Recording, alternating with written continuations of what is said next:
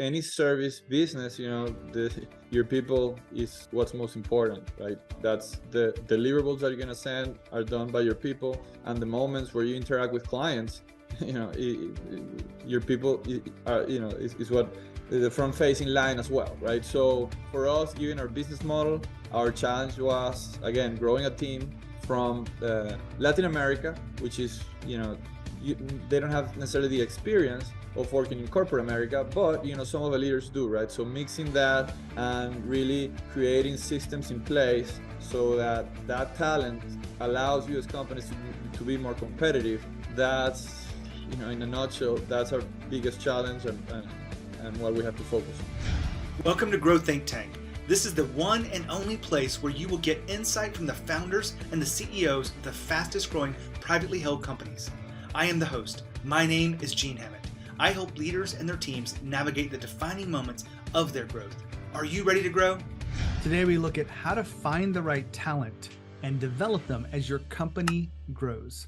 Every company that's listening into this, every executive, every leader wants to have the right team. Well, you've got to have the right talent for that. You've got to develop them. And today we look at that in detail with the CEO and co-founder of Condor Agency. They've made the Inc. list recently. And Carlos Corredor and I talk about how to find the right talent and what that really means across the organization. Now, they're looking at some things that are a little bit different than most people, but what they're looking for actually matters. And a lot of people don't really understand how much it values. The specific thing in there that stands out mostly is they're looking for people that have an entrepreneurial mindset. So why would you want to hire people with an entrepreneurial mindset? Well, they work well under challenge. They work well when they're uncomfortable. They work well under limited data. And they're able to make mistakes and keep moving forward. That entrepreneur mindset means something. Now, that's just part of today's conversation that I share with you, but it stands out for me as something I'm looking for in my own team, is people that think like entrepreneurs and really do drive things forward and add value and can measure that. They're willing to stand behind that. And I hopefully you find as much insight around today's interview as I did. My name is Gene Hammett. I am an executive coach. We do leadership development. And really what we do is help companies continue to grow. We work with more Inc. 5000 companies than anyone out there. And we actually do cultural transformations that really help companies grow and lead together and through the challenges that that are ahead of them. Everyone has these challenges, and really just growth is a challenge that creates chaos. And we have systematically put together coaching frameworks and tools that help you navigate through this. And if you're curious about any of that stuff, we'd like to schedule a capabilities briefing with you, or we'd really like to invite you to a virtual conversation that we're having.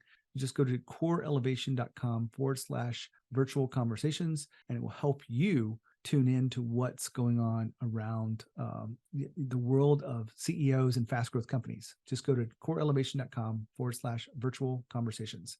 Now, here is the interview with Carlos. Carlos, how are you? Hey, Gene. Great. Thanks for having me. Well, we're going to have a great conversation today, and I want you to tell us about the company first. Tell us about Condor Agency. Yeah, so we started it 5 years ago. It's a marketing agency for US-based companies with our talent from Latin America. Well, that's a different take on this. And they're doing marketing, and tell us about, really kind of the service that you guys offer. Yeah, so it's we mainly have two segments. One of them is actually other marketing agencies, and we help them with staffing, whether that's full-time resources from outside of the US for cost-saving purposes and leveraging the talent in Latin America. But also we share resources, right? Given the volatility of agencies, a lot of times you don't fix resource problems with full-time people. You need shared resources. You need to tap into freelancers and more temporary solutions. So we offer that. And then the other segment is IT services and consulting companies that are struggling to generate pipeline and sales. So, we have built solutions to solve that, and that's a more traditional managed services approach, with paid media management and marketing automation and web development and design, and what you usually have in mind when people say digital marketing. Well, I appreciate you being here, Carlos. We're going to have a good conversation about finding the right talent. And that really has been kind of, I guess, a cornerstone of your business, is finding the right talent as you guys grow to where you are. So tell us about how you go about doing that.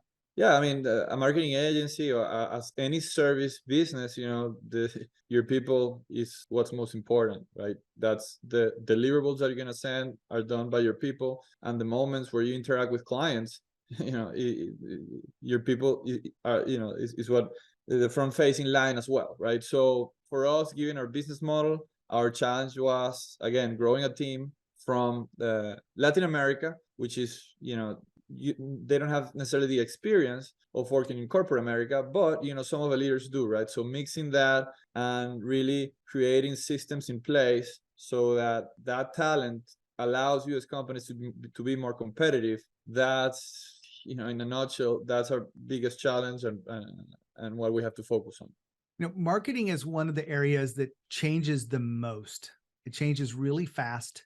What worked last month doesn't necessarily work this month. And these talented people are expected to keep up with it. How do you guys make sure that's happening? Right. So innovation, some companies call it research and development or innovation. So we have a team and resources and hours and a budget allocated to that specifically, because if it's tough for us that we're an agency and we have 70 people in different channels, but specialized in paid search, and even for us it's tough to be on pace with all of the technologies that are coming out. Imagine for our clients. So the only reason, and it's one of the biggest ways in which we add value to our clients, right, is making it easy for them, right, to kind of democratize the universe of technologies for them and for their specific industry. So simply dedicating time and resources to it and making it a priority.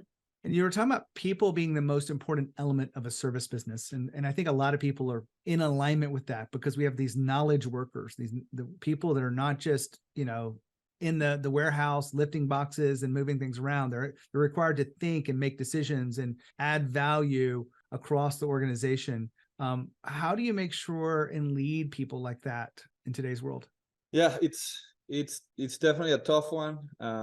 I think even now recently with artificial intelligence, you have to definitely embrace that, because again, the type of skills that you mentioned, the, let's say, low skill type of work, I think that's going to come second, by actual robots. But I think the some of the creative parts of marketing that is coming in hot and aggressive, right? So we definitely need to do that, and it's a challenge, but I think by identifying the people in your company that have more of a natural skill to have an entrepreneurial mindset. Honestly, I think it's very uncommon, for people, because of the way that we were educated from our parents, from traditional education systems. It's tough. Entrepreneurship is not really encouraged. It's being safe, right? Not making mistakes, but identifying people that are that have an entrepreneurial mindset and giving them the liberty and the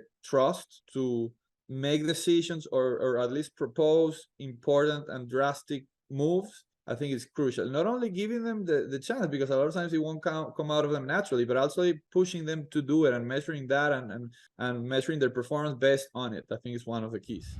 And Carlos just talked about having an entrepreneurial mindset. A different way to say that same thing is to inspire a feeling of ownership. When people take ownership of the projects or the goals or the KPIs, they approach things very differently. Taking responsibility is just doing the bare minimum. Taking ownership becomes a part of their identity. And this entrepreneur mindset is a critical component. And a lot of the companies I've interviewed, a lot of the clients I have, of those that have that entrepreneurial mindset, are driving forward faster than their peers. Just keep that in mind as you look at your company and find the right talent for you. Back to Carlos. Now, measuring requires you to collect data and to organize it in a way that makes it actionable. And I know you said that's one of the areas at which you guys excel. How do you look at data across your organization to help you make the decisions as a leader? Mm-hmm. Before even starting the agency, both Antonio and me, we are two co-founders. We were in sports, and in particular statistics, right?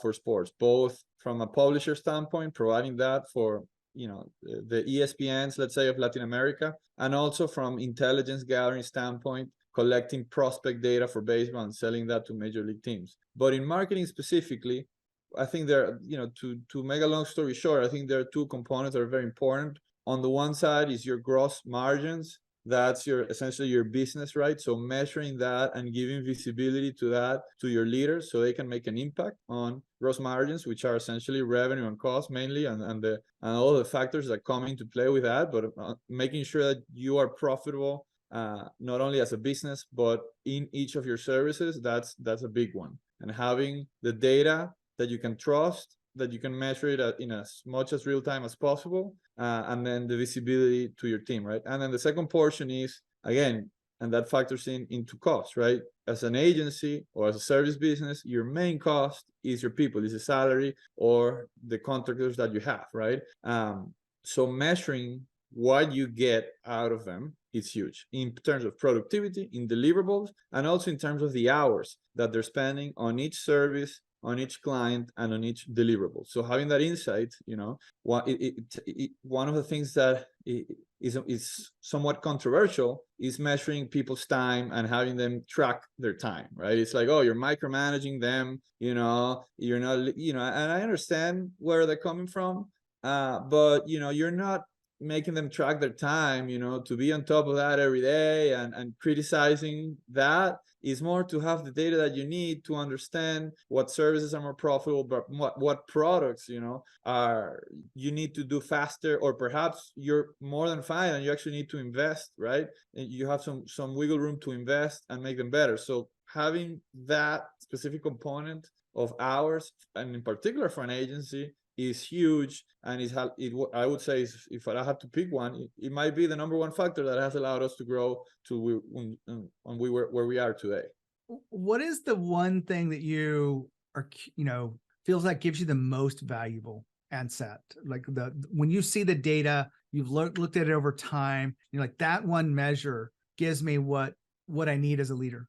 Well, I mean, I think the cost per, let's say, and cost per hour, obviously, because it's such an hourly based business, and we don't charge in hours, we charge by deliverable. But again, to produce that, you need to keep track of the hours, right? So cost per hour and by time, by period, let's say, for your clients and for each service, that's huge. Understand, and a lot of, as basic as it sounds, most agencies that we talk to don't have that in place. So again, cost per client, time period, and service. Yeah, I agree with you. I work with probably 20 or 30 different agencies, and most of them track time on a very loose basis.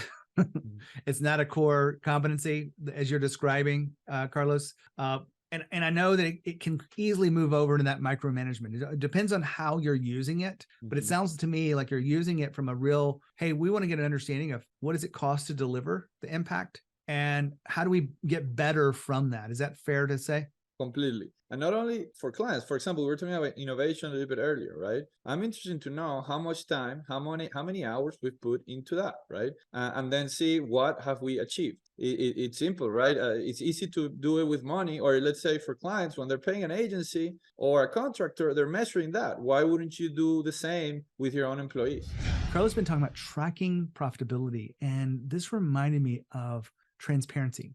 A lot of people are too willing to be openly transparent about financials. And I feel like it's a mistake, because if you aren't open up with financials, people don't know how to make decisions based on where things are. If things are not going well, or we're having a flat year, then you want to make sure that you're open about that and say, let's get some creativity. Let's get some extra work and focus on making these numbers move. And people would tend to rally with you. And when you don't give them the information, they make up a story in their head about all this money you're making. It may not be true. Maybe the company maybe it's profitable, but it's not as wildly profitable as it seems, because there's a cost of service issue. Carlos has been talking about tracking profitability. It's just one of the things you can do is to put data in the hands of the people who are making these decisions and really driving things forward. That's a part of transparency. I remind you of all this because it's such an important aspect to grow your own business. Back to Carlos. So we've been talking about finding the right talent. Is there anything else that we feel like is necessary to talk about in finding the right talent in today's world? I think, the values are important, at least for us, have been crucial. I know it's somewhat of a cliche, but that's really where everything starts. Especially, we have a young team and a team that, for the most part, their first contact with corporate America and the rhythm of corporate America is when they, is with us, with Condor. So allowing them to be up and running and productive, that you need to, your entire process is from onboarding to training to the mentoring sessions to be around those, right? In our case, I think we have somewhat unique values. Ownership, right? Injecting ownership in them. So ownership is one of them. Being process-centric is another one. Winning mentality is a big one for us.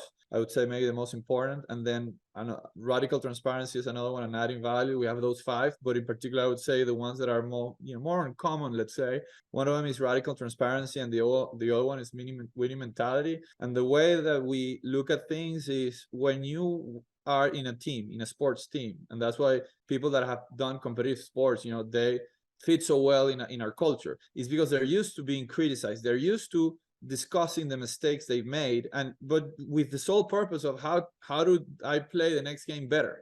How do I win more games? Right? You're gonna lose games. That's completely fine. Otherwise, you're not growing as fast. You're not taking on so many responsibilities, right? But again, creating that culture of competitiveness and being coachable, that I think has been crucial for us.